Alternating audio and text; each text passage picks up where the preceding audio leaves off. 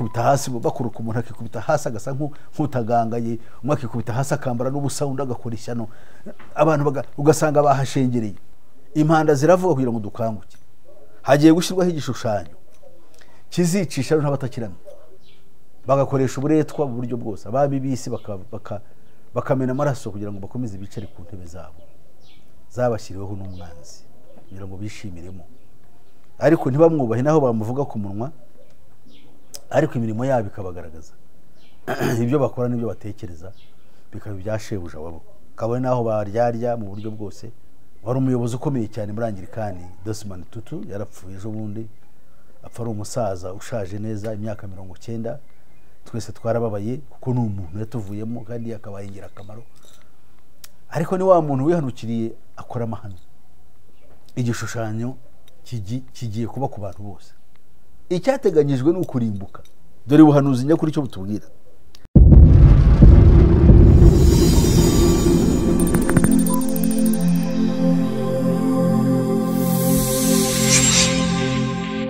ndabashuhuje mwese abavuga ururimi rw'ikinyarwanda mutuye mu Rwanda mu karere k'ibiyaga bigari hirya no hino muri Afrika mu mugabane w'Uburayi muri Amerika muri Asia no muri Australia ndabazi yuko muri yo kuri imigabane yose nta bundi bugende vuga igihugu ku kindi kuko ibihugu ni byinshi ariko bivuze imigabane ubuvugiye hagati ibintu byiza ibintu ubuvugiye hamwe kandi ugafata bose hanyuma rero tukaba twishimira n'abacu bari nanone bari mu birwa bikikijwe n'amazi magari hanyuma rero nkaba nishimira gusuhuza abavandimwe dusangiye ururimi rwacu n'umuco biraduhuza aribo Barundi Abanyamurenge n'andi moko asangiye nabo ururimi nk'Ababembe Abapfurero Abanyindu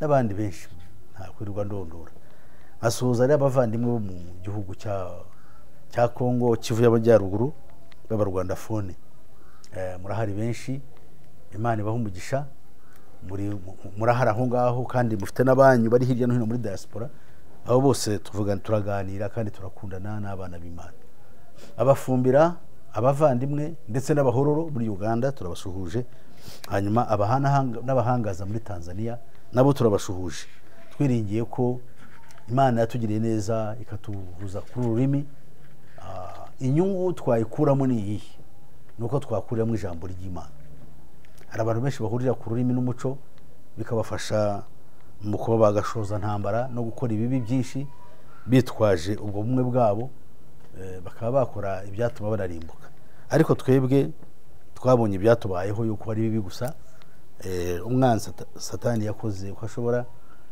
kugira ngo twese abavuga ururimi bumvikana muri ururimi rwacu rw'ikinyarwanda rurimo n'ikirundi n'izindi nk'izo twagize umwiryane gusa mubi kugeza naho hariho nabishimira kutitwa Abanyarwanda cyangwa kutaba associated n'ikintu cyitwa umunyarwanda ibyo rero bikaba ari ishyano byatewe n'iki ntabwo nabijyamo ariko biri muri wa mugambi watangiye mu cyamagana 850 ubwo kuzana genocide ubwicanyi bwishi ku isi hakoreshejwe cyangwa hifashishijwe utuntu tumwe na tumwe tunyuranye ko kuzana ibibi ku isi by'ubwicanyi cyangwa utuntu hifashishijwe utuntu tumwe na tumwe tugenda dutandukaniyeho ko abantu buryo batandukaniraho kadusenge rero Imana ibaha umugisha uhoraho Mana yacu turagushimye waturemye dukunda wadushyize muri aka karere kugira ngo tugaturemo kuko wadukunze rero ntabwo dutwarwa nawe muri iki gihe turatwarwa n'umwanzi kuko ubwami bw'inyamaswa ya kane uradutwaza igitugu ariko uraduhamagara kugira ngo duhungire muri wowe kugira ngo mu gihe gikwiriye tuzabane n'abera bose bazava munsi y'ijuru mu ndimi z'amoko yose no mu miryango no mu mahanga yose kugira ngo wirongeremo ubwoko bumwe buzaba umukumbi umwe ukabubera umwungeri mwami wanjye rero bana natwe uduhe gusangira na bene data aya magambo kugira ngo natwe tubingire akamaro muri iki gihe kibi kiruhanyije, duhamagarira abacu kwihana no kugarukira Yesu Kristo kugira ngo barokoke umujinya uzaza. Bana natwe rero mu gihe tuganira twerekana imigambi y'umubisha kandi twerekana umurongo w'Imana n'umugambi wayo w'agakiza. Shimwa kubw'imbabazi zawe no kubw'ineza yawe kwemeye kubidukorera, byambarije mu izina ryawe Yesu Kristo umwami wacu, amina. Ya bakundwa rero, ndishimye baka kanya keza tugiye gusangira amagambo ari mu gice cya 14 mu gitabo cy'ibyahishuwe. Ndibwira ko turive ku murongo wa 9 ubwo turatuganira ku byerekeye amagambo ya marayika wa gatatu tugaragaza aho ibintu bigana. Hanyuma turaza kureba umugambi wa Antikristo, buryo twita New Age, muri gahunda yo gushyiraho gahunda nshya y'imibereho ya muntu ku isi. Iyo gahunda nshya rero iratuganisha ku kurimbuka no gutakaza ubumuntu mu buryo bw'ingeri nyinshi kandi mu buryo bugoranye kandi buruhanyije. Reka turebe amagambo muri Bibiliya, ibyahishuwe 14. Noneho turebye umurongo wa 9. Ndibwira yuko aho hantu ari ikintu cyiza. Umurongo wa 9 uravuga ngo nuko marayika wa gatatu akurikiraho avuga ijwi rirenga ati, umuntu naramye ya nyamaswa n'igishushanyo cyayo, agashyirwaho ikimenyetso cyayo mu ruhanga rwe cyangwa ku kiganza, uwo niwe uzanywa ku nzoga ariyo mujinya w'Imana, yiteguye udafunguyemo amazi mu gacuma k'umujinya wayo, kandi azababazwa n'umuriro n'amazuku imbere y'abamarayika bera n'imbere y'umwana w'intama. Umwotsi wo kubabazwa kwabo ucumba iteka ryose, ntibaruhuka ku manywa na nijoro abaramya ya nyamaswa n'igishushanyo cyayo, umuntu wese ushyirwaho ikimenyetso cy'izina ryayo. Aho niho kwihangana kw'abera kuri, bitondera amategeko y'Imana bakagira kwizera nk'ukwa Yesu. Numva ijwi rivugira mu ijuru rimbwira riti, andika utuhereye none hahirwa abapfa bapfira mu mwami wacu. Umwuka nawe aravuga ati, ye ngo baruhuke imihati yabo, kuko imirimo yabo ijyanye n'abibakurikiye. Amen. Haleluya. Amen. Turabona amagambo akomeye ari mu ijambo ry'Imana, ni amagambo aboneye, amagambo meza atwereka abamarayika batatu. Wa mbere twamwizeho, we yasohotse abwira abantu bo ku isi ngo bahindukirire Imana, bayiramye, bayihindukire, bayizere, bayubahe. Kubera iki? Kuko igihe kigeze cyo gucira abantu urubanza. Hanyuma wa kabiri we twamusomye yuko yakurikiyeho avuga iki? We yakurikiyeho avuga amagambo akomeye, avuga yuko Babiloni, iyi si, ibyayo birangiye. Tumurusanga ku murongo wa 8 gusa. Navuga ngo marayika wundi wa kabiri akurikiraho ati, raguye Babiloni, wa mudugudu ukomeye wateretse amahanga yose inzoga, arizo ruba ry'ubusambanyi bwawe. Amen.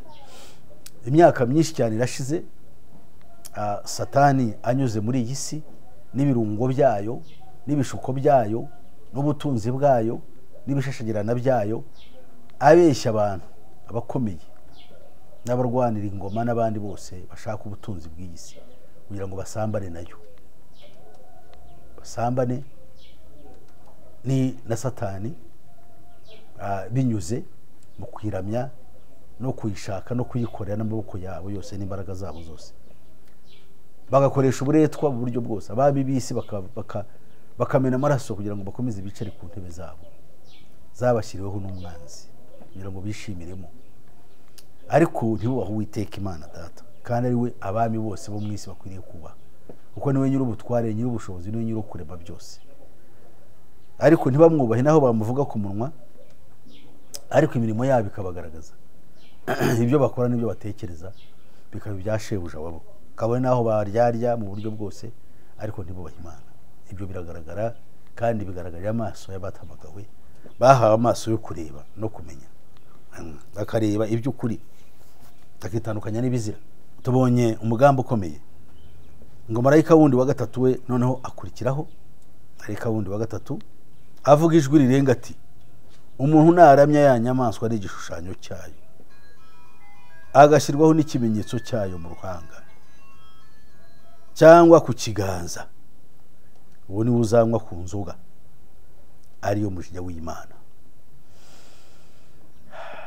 Abantu benshi bafite icyo bita interpretation cyangwa uburyo basemura bino bintu, ariko ni akaga gakomeye kuko ntibahamagawe nk'uko Imana yabishatse kugira ngo bavuge ibyayo. Igishushanyo tumaze kureba, twamenye yuko umuntu naramya ya nyamaswa azayiramya ate? Umuntu azayiramya aramya igishushanyo cyayo. Icyo gishushanyo cyayo ni iki? Ni igishushanyo kigiye kuva muri maraya. Maraya ni amadini aya yose. Ahangaho ubuhanuzi buragaragariza iherezo ry'ibihe, kuko kuva ku murongo wa 14 kugera ku murongo noneho 20 muri ubu buhanuzi haravuga ku misaruro ibiri. Imisaruro ni ukuvuga abizeye n'abatizera. Ubwo ni ukuvuga ngo ahangaha nituva, iyo tuvuye kuri ibi tujya kuri ya misaruro ibiri. Noneho ahangaha turabona yuko tugeze mu gihe noneho cya nyuma cyo kurwana kwa Satani no kugira ngo ibyo abantu bisi burundu. Maraya ukomeye ariyo huriro ry'amadini yose atigeza abwiriza Kristo, ahubwo yayobeje abari mu isi, kuko yasambanaga n'inyamaswa.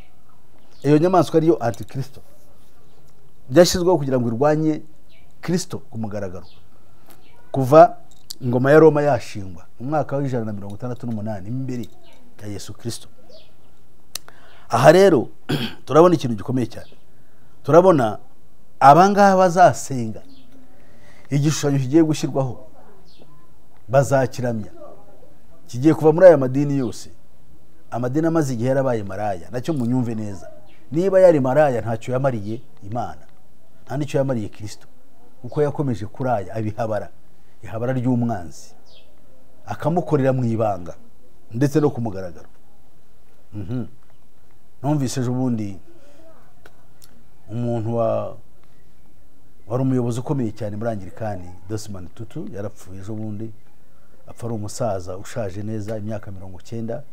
Twese twarababaye kuko ni umuntu yatuvuyemo kandi yakabaye ingirakamaro. Ariko ni wa muntu wihanukiriye akora amahano. Aravuga ngo abatinganyi nibatajya, we yemera yuko abatinganyi nabo bagomba kwemerwa, uburenganzira bwabo bukubahirizwa. Ntibihana ubutinganyi, bakomeza kuba abatinganyi gusa. Noneho akavuga ngo iryo juru rizabuza abatinganyi kwinjira, ngo ntakarijyemo. Ku buryo n'umukobwa we wari warimbitswe kuba umwe mu bapasitoro muri iryo torero rya Anglikana, nawe yabaye umutinganyikazi. Itorero kuko ritabyemera ku mugaragaro, ritari muhagarika, ariko we n'umugore we nk'ababyeyi bifatanya n'uwo mwana wabo muri icyo kizira, bamushyigikira mu byo bakoze. Ibi bintu ni ibintu bibabaje cyane kubona abantu nk'abo ngabo. Yarapfuye, isi yose icika umugongo, abantu bamuvugira amagambo meza, abandi baramuririra, abandi baramusingiza, ibyo bita yoroge, ibintu nk'ibyo ngibyo. Ariko twebwe twakumva amagambo yaherekeje, yavuze mu minsi ya nyuma yo kubaho kwe nk'umugaragu w'Iteka, kuko yari musenyeri ku rwego ruhanitse muri ku bwa Kristo, ariko agakora kabiriya, akagira bene iyo mikorere ashyigikira ibintu bimeze bityo. Byatumye twibaza ahisigana amadini ni maraya. Ntabwo protestantisme cyangwa ubuguruzi bwakabaye burangwa n'abantu bameze batyo. None se icyatumye inkubiri yo gutandukana na Kiliziya Gatolika imaze imyaka 500 yabimaze iki? Ese yaba yaragiriyeho iki? Ibyo rero bikaba ari ishyano, nkaba mbingira kugira ngo mube maso, mukanguke. Impanda ziravuga kugira ngo dukanguke. Hagiye gushyirwaho igishushanyo kizicisha n'abatakiramye. Iryo ni idini rimwe rigiye gushingwa rikaba rihuza amadini yose, ariko basically nkuko tugiye kubibona muri za nyigisho ya kabiri n'iya kane tugiye gusoma zitwa inyigisho, muri za nyigisho za New Age. Tugiye kubona muri rishyano rikomeye n'izo nyigisho za New Age. Tugiye kubona yuko isi irimo irigishwa ibintu bibi kandi bigiye no gukomeza, none bikazakomerera muri cya gishushanyo kigiye kugusohoka, kigiye kwigisha abantu bizira, gishimangira ibintu nkuko tugiye kubibona kandi twizeho n'ubushize. Mu by'ukuri birwanya Kristo n'umurimo we w'agakiza, kuko Kristo umurimo we ni ugukiza abari mu isi, abahindura abana b'Imana, ntabwo ari kubahindura abana ba Satani n'abagaragu. Kubizo mpamvu rero reka turebe, aravuze ngo uzakiramya uwo ngo automatically azashyirwaho igishushanyo. Igishushanyo kigiye kuba ku bantu bose, ariko icyo gishushanyo n'ubundi cyari gihari, cyatangiye kera ku bantu batangiye kwigomeka ku Mana, ariko ubu kizabaho ku mugaragaro, kuko kiza abantu baza ku mugaragaro atari mu guhishira, bazarwanya ukuri. Abazarwanya uko kuri bagakurikira igishushanyo automatically bazabikora, ko bazaba baramya inyamaswa. Mu kuramya inyamaswa rero nta kindi kizashyirwaho kiretse ikimenyetso cy'inyamaswa, ari wo mwuka w'ubuyobe kandi umwuka ugangaraye urwanya Kristo, kandi wanga urunuka abafite umwuka wa Kristo muri bo. Abahaye umwuka wa Kristo muri bo bazagusha, kuko bazangwa n'isi yose, kuko bizagira naho bicwa, kuko bafite umwuka wa Kristo. Kandi uwo mwuka wa Kristo ntuzabemerera habe namba kugira ngo baramye igishushanyo, ntabwo bikunda, kuko umwuka wa Kristo ni umucyo, ni umurika, kandi uwo ufite ni ufite ubugingo buhoraho. Ntabwo rero yashobora kuramya ikintu atumva, ariko abandi bazakiramya banacyemera yuko ariko kuri, ariyo ziriboneye, bigire naho bica abatakiramya. Icyo nacyo baburiye hakiri kare. Gahunda zirimo zirakorwa zigamije ngo kuzana ubumwe bw'amadini, ni ibintu birimo byihutishwa. Aho bita muri Qatar bamaze kuhashyira inyubako 3, ihagarariye Islam, ihagarariye ubukristo, n'ihagarariye Judaism cyangwa abayahudi. Ibyo ngibyo ni ibintu bitatu bikomeye cyane bise ngo ni umurage, cyangwa icyo bita Abrahamic family, cyangwa umuryango umwe ugizwe n'ubutatu ngo Aburahamu. Ibyo bikaba rero ari ishyano, kandi bikaba biganisha kuri rya shyano y'idini rimwe, kuko ababuda n'abahindu amwe amadini nanone birakomeye, kuko amadini akomeye ni 5, abo nkuko mbavuze, nabo bandi usibyo n'abito ba Confucius bo mu Bashinwa, ariko ni bake. Abo rero nibashyira hamwe bazakora ikintu kimwe gikomeye cyane cyo guhatira abantu bose kwinjira mu iyobokamana n'aho rya Satani, nkuko tugiye kubibona aha. Rero ijambo ry'Imana rivuga ngo abakora ibyo, abazashyirwaho icyo kimenyetso, basanga bagishyizweho ubuhari, kuko ubu ngubu haracyariho umwuka ubwira abantu mu magambo y'Imana, abantu bagaterana bagakora ibiterane, nubwo bigenda birangira murabibona, bakabwiriza ubutumwa bw'umugaragaro bwiza, abantu bakihana, abantu bakumva inzira y'agakiza, ab'Imana yatoranyije guhabwa ubugingo buhoraho, bakihana by'ukuri, bakizera by'ukuri, bagahindukira Yesu umukiza. Abo rero kuko bigenda bigaragara yuko bigiye kuranirana, niyo mpamvu iyo tuvuga nk'ibi ngibi, abantu bari kuri channels nk'izi baba bagira amahirwe, kuko hari igihe biba bitazabushoboka. Niyo mpamvu mbingingira kugira ngo mukore subscribe muri benshi, muhamagare n'abandi, mumfashe kugira ngo twamaze ubutumwa bwiza, aya magambo akomeye abantu bayumve. Abantu benshi bakunda kwirukankira ibintu bya kirabaye, ubuhanuzi bavuze batya, umukozi w'Imana ukomeye yavuze iki, hagiye kuba iki, no si ikigiye kuba kitateganyijwe gihari niki. Icyateganyijwe ni ukurimbuka. Dore ubuhanuzi nyakuri cyo butubwira, aravuze ngo uwo ni we uzanywa ku nzoga ariyo mujinya w'Imana yiteguye idafungwemo amazi mu gacuma k'umujinya wayo, kandi azababazwa n'umuriro n'amazuku imbere y'abamarayika bera n'imbere y'umwana w'intama. Icyo nicyo cyakabaye gikanga imitima yanyu, icyo cyakabaye gihuruza abantu. Ariko abantu ibyo ntabwo babyita, kuko ibi barabimenyereye, bumva yuko ibabwiye ibintu nk'ibyo ntabwo ari igishya. Ariko wowe urahirwa uwumva aya magambo ukayaha agaciro, akaba ari yaguhangayikisha kuruta umuntu ukubwira ngo havumbutse iki, intambara yarose aha n'aha, noneho bigenze bitya. Uya ukamara amabega yawe ukurikira umuntu ngo arahanura ngo hagiye kuba iki, ngo Imana yamweretse si biki. Ibyo yamweretse ibyo twahawe n'Imana nibi. Niba avuga ibitajyanye n'ibi ntukamutege amatwi. Niba akubwira ati bigenze bitya ntukamutege amatwi. Naho yaba avuga ati ibintu biracitse, Imana yanyeretse ngo ugiye kwica, ntigiye gutemagura, akenshi ariko n'Imana bayibeshyera. Ntabwo Imana ikora ityo. Imana iratwinginga mu rukundo muri Kristo Yesu. Nta mvururu zibaye, imvururu ni za Satani. Oya, Imana izahaguruka kurwana rimwe rizima, ubwo izabije kurwana Antikristo mu ntambara ya Armagedoni. Icyo gihe nibwo izarwana abari mu isi, abari muri we ntateka bazacirwa. Bityo rero reba ishyano riguye ngo kandi azababazwa n'umuriro n'amazuku imbere y'abamarayika bera n'imbere y'umwana w'intama. Umwotsi wo kubazwa kwabo ucumba iteka ryose, ntibaruhuka ku manywa na nijoro abaramya ya nyamaswa n'igishushanyo cyayo, umuntu wese ushyirwaho ikimenyetso cy'izina ryayo.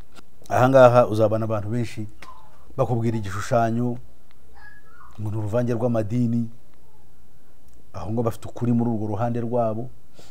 Ariko uruhande rw'amadini, iyo tuvuze uruvange rw'amadini, baba bavuga aya madini ariho ukuyemo iryabo, kikaba ari ishyano. Iyo ngiyo nicyo twita the spirit of cultism. Ni umwuka w'ingirwa dini utuma abari muri ayo madini bibeshya.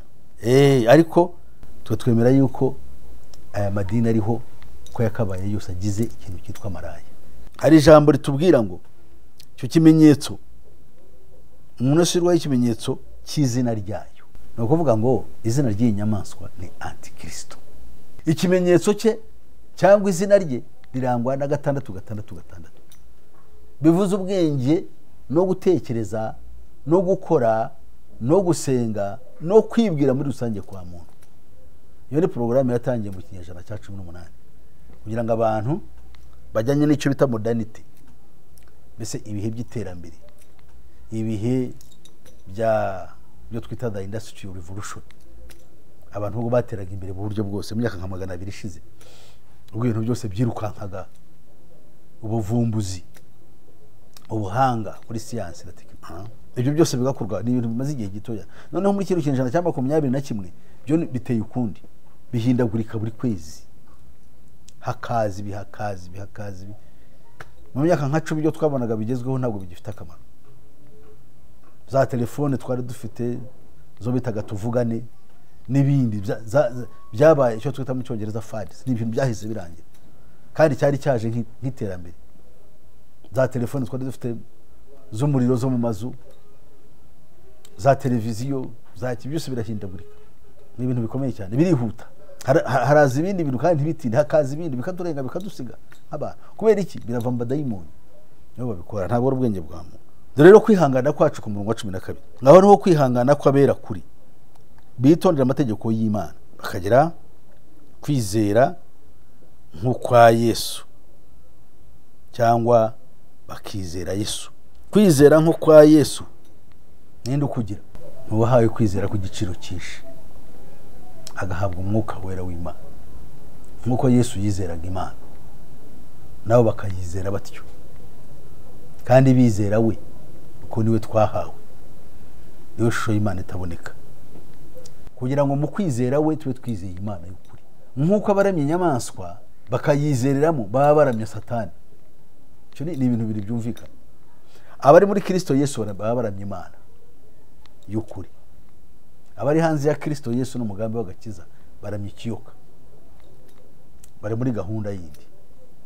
Imbaraga zabo zishingiye kuri politiki, ishingiye ku mbaraga z'ikiyoka, ubutware bwa ya nyamaswa butegeka isi. Aha rero aravuze ngo abantu kwihangana kwabo kwabera kuri bitondera amategeko y'Imana. Amadini amwe icyo yita amategeko y'Imana ntushobora kumenya icyo ari cyo. Hari abakubwira amategeko 10 yaharatuwe ku mabuye, hari abakubwira amategeko n'imihango bigishijwe n'abahanuzi babo, hari abakubwira amasakaramentu n'ibindi byahimbwe n'abantu. Twebwe twamaza amategeko ya Kristo, ariyo mategeko y'umwuka, mu kuvuga kwizera n'urukundo. Kwizera iki se? Kwizera Kristo. Ibyo bituma Imana kubwo kumwizera biduhesha umwuka w'Imana. Mu yandi magambo biduhesha umwuka wa Kristo. Iyo dufite umwuka wa Kristo nimbo duba dufite kwizera nk'uko kwa Kristo, kuko ku bwacu ntitwakwizera nkawe, ariko ku bwa Kristo ni muri twe tubashishwa kwizera nyako ku giciro cyinshi gutuma duhinduka abana b'Imana. Aha rero ndibwira yuko ako nkarangije. Hanyuma murongo wa 12 wowe uravuga ngo aha niho kwihangana kw'abera kuri.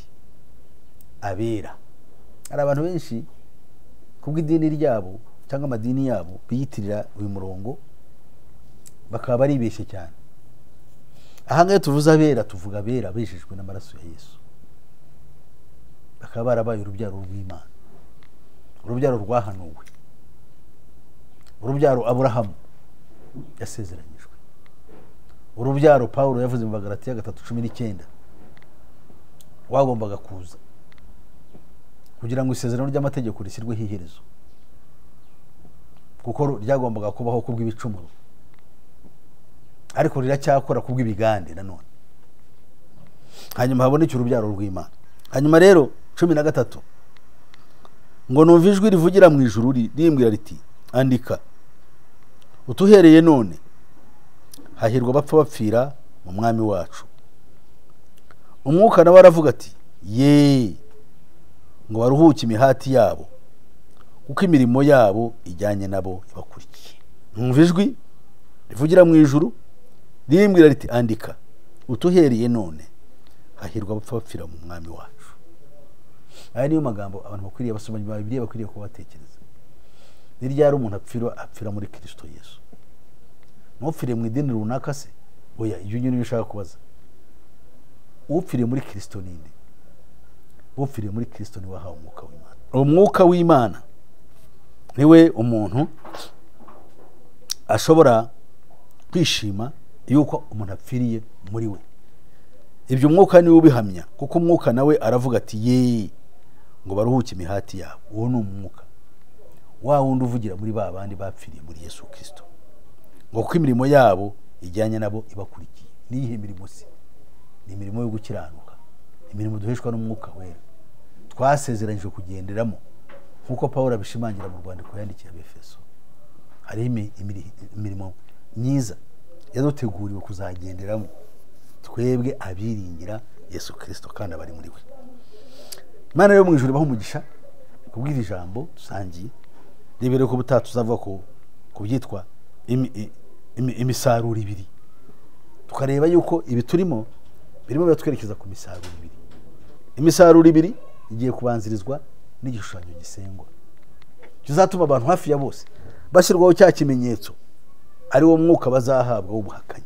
Noneho ube gikwira, uve mu budutsiko tw'amadini n'abantu bamwe na bamwe, ube isi yose, kugira ngo Imana neza kurimbuza isi umujinya wayo mu ntambara ya Magedoni yo kuzarokoka n'uwo muti. Kuko bose abonka n'abacutse n'inda zirimo n'abantu bose bazaba ari ikizira imbere y'Uwiteka Imana ya Isirayeli, ko bazaba barayihakanye ku mugaragaro ndetse bagatoteza kandi bakica n'abera. Mwibuke ibyabaye mu byakozwe n'intumwa, ubwo abayuda biciragaho iteka mu myaka 4 bahakanye Yesu, batoteza n'intumwa ze, barazigambanira kugeza igihe Imana yashyize iherezo kuri bo, kuko ihangana kwayo kwari kunaniranye.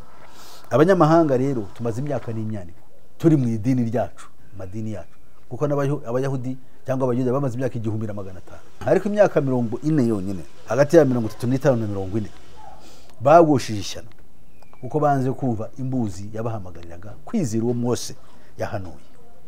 Biba rero ikibazo gikomeye cyane.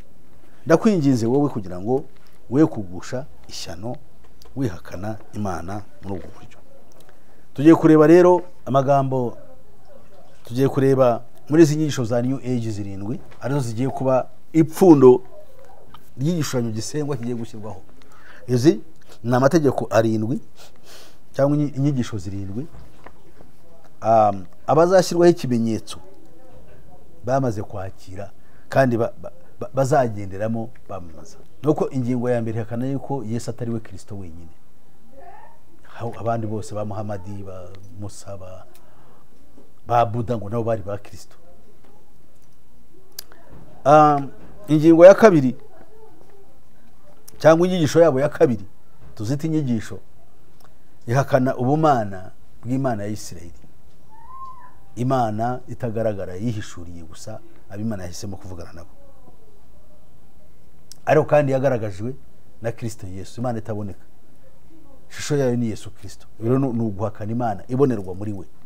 Ubu rero tugiye mu isomo rya gatatu. Mbere yuko tujya ku isomo rya gatatu ariko turabona yuko muri ino somo rya kabiri iyo tuvuga ngo abangaba ibyo bita Imana mu by'ukuri si yo Mana, si na Kristo baba bavuga muri Bibiliya, ndetse benshi muri bo batwigisha ko isi ubwayo nayo ndetse n'izuba n'ukwezi n'inyenyeri ndetse n'ibyaremwe byose bigomba nabyo byose kubiramya nk'Imana. Urumva yuko badutwara ahantu habi. Tugiye kureba rero inyigisho cyangwa isomo ryabo rya gatatu barimo batwigisha. Baravuga ngo man is himself God, for he consists of and is the creator of the forces. Man already exercises the powers inherent in his divinity and needs only to awaken to this fact. Barahamya ku buryo budashidikanywaho ko muri iri somo yuko umuntu ari Imana. Tumaze kubivuga muri iri somo rya kabiri yuko umuntu ari Imana ubwe. Kubera iki? Niwe ukora ibyo tubona bikomeye, akabirema, akarema izo mbaraga. So kuri we rero umuntu ni Imana, kandi n'ibyo akora ubu ngubu bigaragaza ubutwari bwe, ibyo yagiye avumbura n'ibyo agenda akora bigaragara, ni ibigaragaza bwa bumana karemano muri we. So icyo umuntu akenewe rero si ukubwirizwa Yesu, si ukubwirizwa kwihana, si ukubwirizwa, ahubwo ni ugukangura, ni ukumukangura kugira ngo amenye uko kuri. Murumva rero ibi ngibi ni porogaramu yatangiye nk'uko nabivuze mu kinyejana cya 18 ubwo hazaga inyigisho yitwaga cyangwa nabwo ubu yitwa rationalism. Iyo nyigisho yatangiye buhoro buhoro yigishwa kugira ngo ibanze igire ba disciples, abigishwa benshi bayikurikire. Ubu rero bimaze kuba benshi cyane kwisi. Iby'Imana babibamo n'ababibamo ku buryo mu Cyongereza tubyita nominal, abarimo nominally. N'abantu barimo mu buryo bw'imihango gusa, ariko imani cyangwa kwizera gutahari, ahubwo bakizera ibi cyangwa bakibera abantu bindeba, akari ibimureba n'ibya bindere bigira bifatika.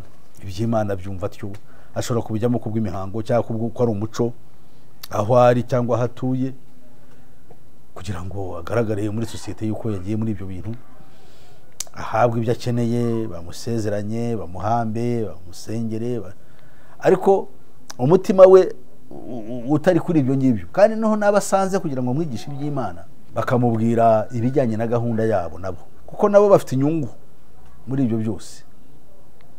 Barashaka kubaho ko ari habara, niho bari bayoboye ryahabara, isambara n'umwanzi. Tubonye yuko ibi ngibi ari ishyano, new age cyangwa new ageism, gahunda mbese iyobokamana igiye kudushyiraho ikindi kintu cyoje ngo embraces supernaturalism but ascribes it to the creature not to the creator. Ukuvuga ngo bemera imbaraga za karemano, ariko izo mbaraga batazikesha uburemyi, ahubwo bazikesha ikiremwa. Ni ukuvuga ngo ikiremwa Imana bayikuraho bakayisimbuza iby'Imana yaremye, bikaba ari byo bibabera Imana. They flaunt the I am God concept as it naturally appeals to man's ego and thirst for power, and appear as old as the Garden of Eden, Satan promised Eve, ye shall be as God. Ahangaha turabona ikintu kibabaje. Abangaba basubira umwanditsi ahangaha aradusubiza uko na Satani yabwiye Eva cyangwa Eva umugore wa Adamu, ikamubwira ngo ntacyo bizabatwara nimugomera Imana mukarya ku cy'Imana yababujije kurya, ngo ntacyo bizabatwara. Oya, ntacyo bizabatwara kuko cy'Imana izi nuko ngo muzaba Imana nkayo, muzaba nk'Imana. Kubera izo mpamvu rero ntabwo Imana mukwiriye kuyitaho. Paulo mukundwa yavuze ku byerekeye ibi ngibi mu rwandiko yandikiye Abaroma igice cyaho cya mbere umurongo wa 22 kugera ku murongo wa 24, aho agira ati, biyise abanyabwenge bahinduka abapfu, maze ubwiza bw'Imana idapfa babihindura ibishushanyo by'abantu, maze ubwiza bw'Imana idapfa babuhindura ibishushanyo by'abantu bapfa, n'iby'ibiguruka n'iby'ibigeza amaguru ane n'iby'ibikururuka. Icyo rero nicyo cyabaye intandaro yatumye Imana ibareka ngo bakurikize iby'imitima yabo irarikiye, bakora ibiteye isoni, bononana imibiri yabo. Ahangaha turabona yuko ibi ngibi aribyo bitumye isi yangirika, isi ikaba bononana imibiri yabo binyuze mu butinganyi, binyuze mu gukora ibikorwa bigayitse by'ingeri zose bihabanye n'iby'Imana yavuze kandi yadusezeranyije. Aha rero turabona yuko umuntu agusha ishyano. Ibi bigiye kwigishwa ahantu hose. Already abantu bari vide mu mitima yabo, ntabwo bafite Kristo muri bo kandi banze kumwakira. Yesu araho yavuze ngo mwaze kunyizera, nyamara undi naza we muzamwizera utariki. Nahoze ntekereza ninde uwo ngo bazizera kandi baranze kwizera ukuri. Ni ibinyoma biri mu isi byigishwa abantu kandi byo barabikurikiza. Tugiye kureba rero isomo ryabo rya kane. Iri somo ryabo rya kane rirurangiza, riravuga ngo man should seek and accept spiritual instruction and direction directly from the spirit world. Ahangaha barashimangira ko umuntu cyangwa inyoko muntu ikwiriye gukora uko ishoboye ikemera kuyoborwa n'isi y'imyuka, imyuka mibi, niko Bibiliya iyita. Abangaba ariko batubwira kugira ngo abe ari bo batwigisha cyangwa baduha inyigisho kandi bakanatuyobora bivuye ku buryo budakebakeba, buvuye mu isi y'imyuka. Paulo mu rwandikiye yandikiye Abefeso yavuze ku byerekeye isi y'imyuka, avuga yuko abaturwanya ariho bakomoka. Mu rwandiko yandikiye Abefeso igice ni cya 6 avuga amagambo akomeye, aho agira ati 6 umurongo wa 10 aravuga ngo ibisigaye mukomerere mu mwami no mu mbaraga z'ubushobozi bwe bwinshi, mwambare intwari zose z'Imana kugira ngo mubashe guhagarara mudatsinzwe n'uburiganya bwa Satani, kuko tudakirana n'abafite amaraso n'umubiri, ahubwo dukirana n'abatware n'abafite ubushobozi n'abategeka isi y'umwijima n'imyuka mibi y'ahantu ho mu ijuru cyangwa yo mu by'umwuka. Abyise ahantu ho mu ijuru, ariko mu bindi busobanuro bakavuga ngo cyangwa bo mu isi, by'ahantu ho mu isi y'umwuka, ntabwo ari y'umwuka, ahim isi y'imyuka.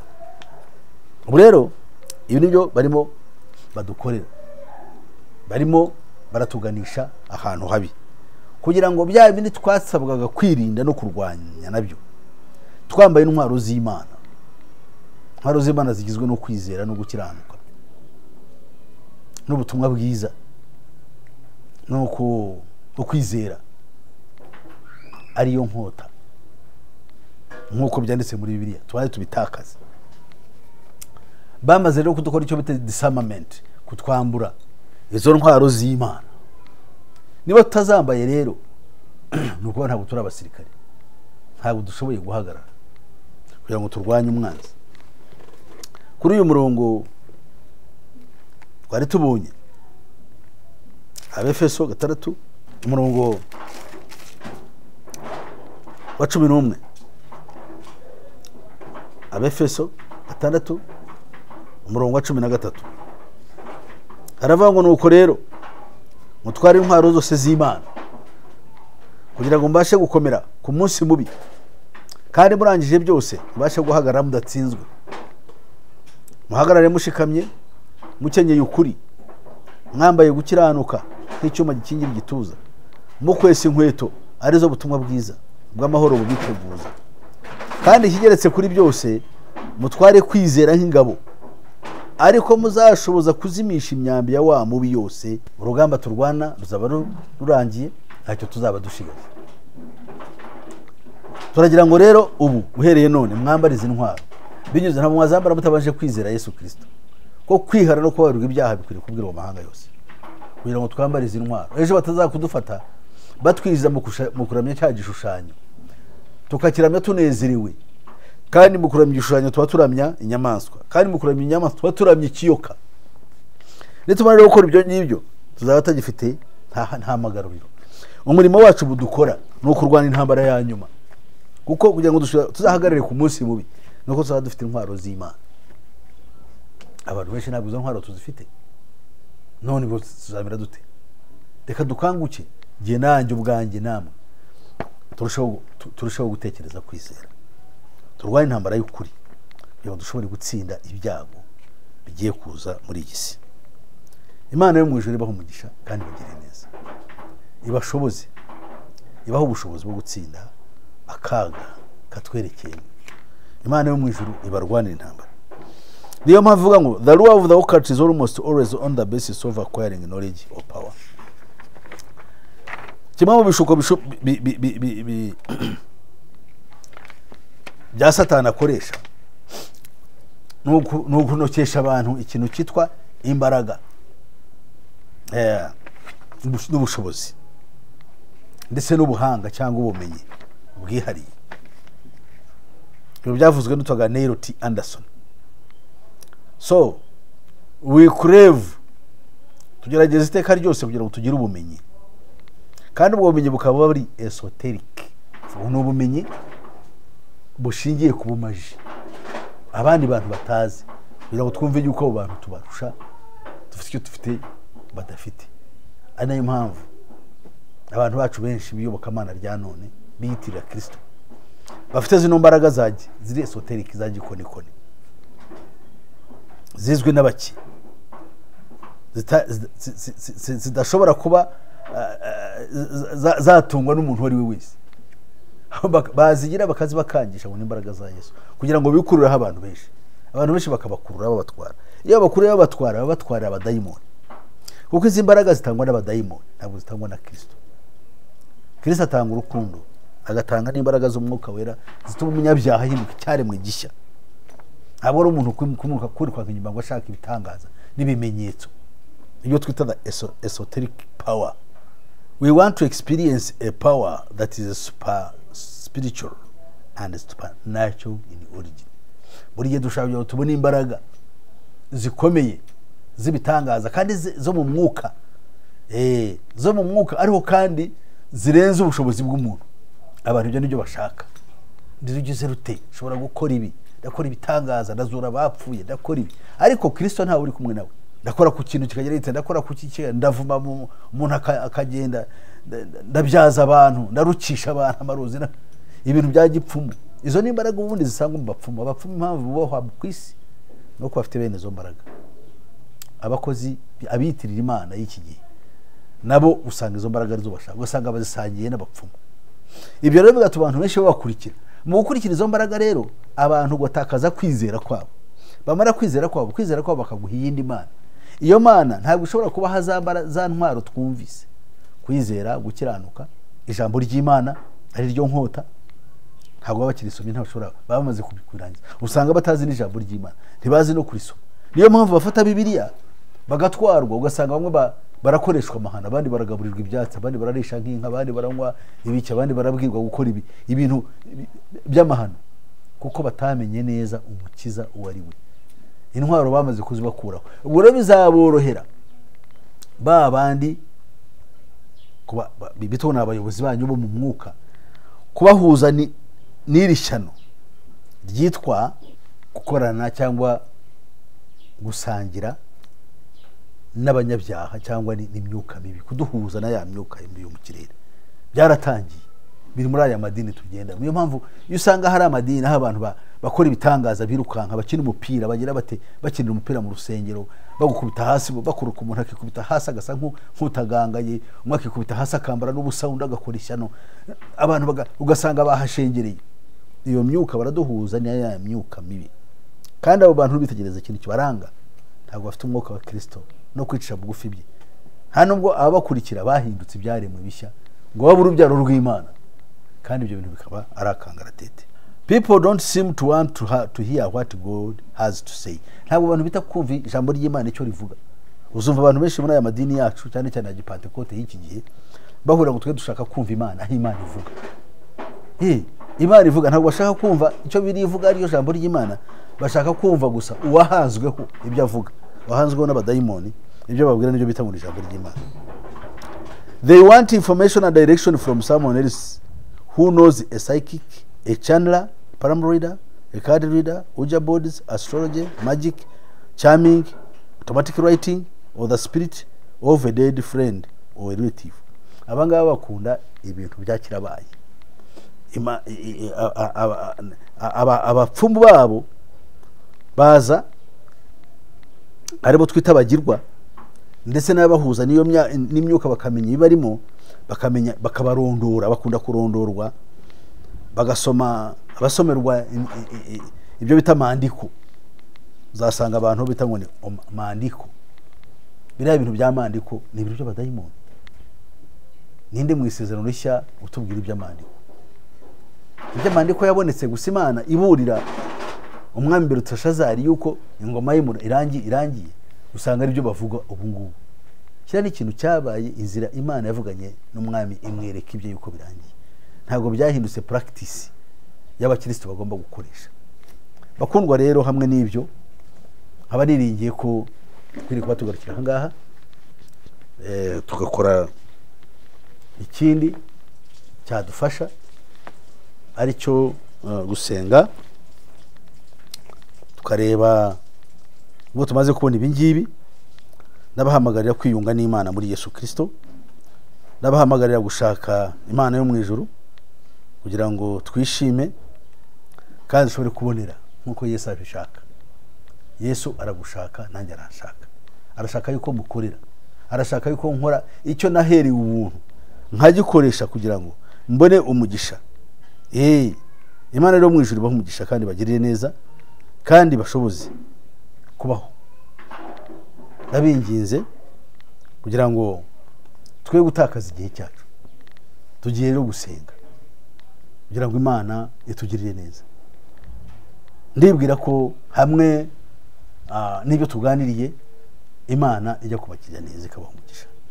Abashaka kumenya ku cyo bavuga kuri ikiganiro, ndabinginze mushobora kunyandikira kuri WhatsApp, mukandika kuri ibyo mushaka, mukambwira amagambo ya Yesu yo kugira ngo tuganire kuri Yesu Kristo we mukiza wacu.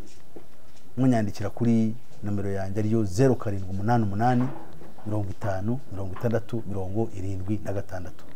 Abari diaspora mwafata mwongeraho ikimenyetso cyo guteranya, mukandika 250, hanyuma 7 88 50 60 76. Imana rero mu ijuru ibaha umugisha, ibagire neza. Mwiyandikishe muri benshi kuri urubuga, tuzafata umwanya wo kwiga no kumenya ibyatugira kadusenge. Uhoraho Mana yawe mu ijuru, tukweretse ikiganiro dusangiye na bene data, kibagire neza, kibafashe, kibaha umugisha kandi kibashoboze kugira ngo batere intambwe yo kumenya Kristo no gutegura ubugingo bwabo intambara ikomeye, maze bambare intwaro z'Imana, bashobore gutsinda umwanzi, kandi ku munsi mubi bazashobore guhagarara badatsinzwe. Ushimwe ko wemeye kubidukorera mwami, ubwa Yesu Kristo mwami wacu. amen.